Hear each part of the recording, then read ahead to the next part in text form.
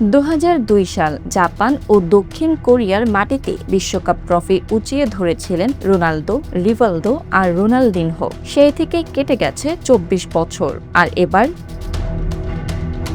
বিশ্বকাপ আবার ফিরছে উত্তর আমেরিকায়, আর ব্রাজিলিয়ান সমর্থকদের মনে ফিরছে পুরনো প্রশ্ন, আবার কি ইতিহাস লিখবে সেলেসাওরা?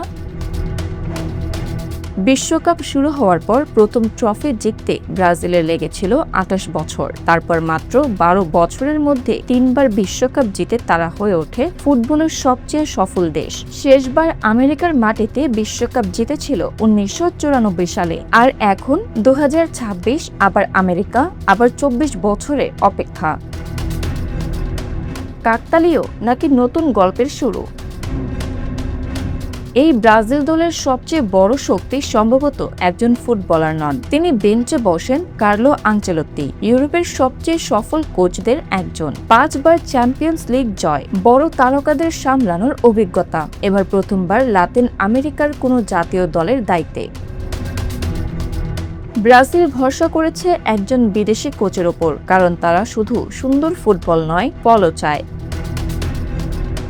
আক্রমণে ব্রাজিলের বড় অস্ত্র গতি। ভিনিসিয়াস জুনিয়র, রাফিনহা দুই উইঙ্গারই একা ম্যাচের চেহারা বদলে দিতে পারেন। কাউন্টার অ্যাটাকে কয়েক সেকেন্ডের মধ্যে রক্ষণ থেকে আক্রমণে উঠে যাওয়ার ক্ষমতা আছে তাদের। আর গোলপোস্টের নিচে অ্যালিসন, এডারসন। বিশ্বের অনেক দল যেখানে একজন ভালো গোলকিপার খোঁজে, সেখানে ব্রাজিলের আছে একাধিক বিশ্বমানের বিকল্প। রক্ষণেও আছে শক্ত ভিত্তি। মার্কুইনহোস আর গ্যাব্রিয়েল মাগালহেসের জুটি প্রতিপক্ষের জন্য কঠিন চ্যালেঞ্জ হতে পারে, কিন্তু সবকিছু এত সহজ নয়। একসময় ব্রাজিল মানেই ছিল কাফু, রবার্তো কার্লোস, মার্সেলোদের দেশ। আজ সেই ফুল ব্যাকের জায়গাটাই সবচেয়ে দুর্বল। দলটায় আরেকটি বড় সমস্যা, একজন নির্ভরযোগ্য ৯ নম্বর স্ট্রাইকার নেই। রোনালদো রোমিওদের উত্তরসূরি এখনও পুরোপুরি তৈরি হয়নি। অ্যান্ড্রিক, ম্যাথিউস কুনহা কিংবা ইগোর থিয়াগো। প্রতিভা আছে, কিন্তু বিশ্বকাপের চাপ সেটা অন্য পরীক্ষা।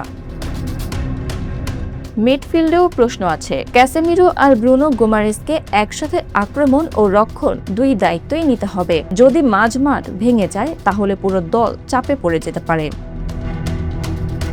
তবে বিশ্বকাপ হতে পারে নতুন প্রজন্মের জন্মমঞ্চ। অ্যান্ড্রিক, রায়ান, ইগোর থিয়াগো তারা শুধু খেলতে নামবে না, প্রমাণ করতে নামবে। আর সমর্থন, উত্তর আমেরিকায় লাখ লাখ ব্রাজিলিয়ান বাস করেন। মাঠে হলুদ জার্সির ঢেউ দেখা গেলে অবাক হওয়ার কিছু থাকবে না।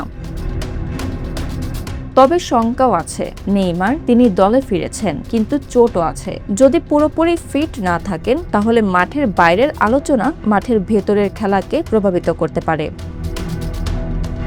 তার উপর রদ্রিগো, এস্তেভাও, মিলিতাওদের মতো কয়েকজন গুরুত্বপূর্ণ ফুটবলারের অনুপস্থিতি দলকে দুর্বল করতে পারে। আরেকটি বিষয়, বিশ্বকাপ বাছাই পর্বে ব্রাজিল খুব একটা স্বস্তিতে ছিল না। আর্জেন্টিনা, উরুগুয়ে, কলম্বিয়ার কাছে হার, এগুলো শুধু ফল নয়, আত্মবিশ্বাসেরও প্রশ্ন।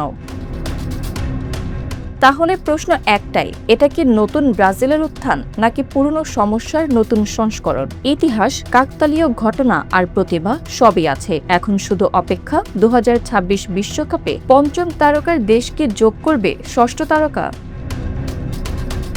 Bangla affairs news desk.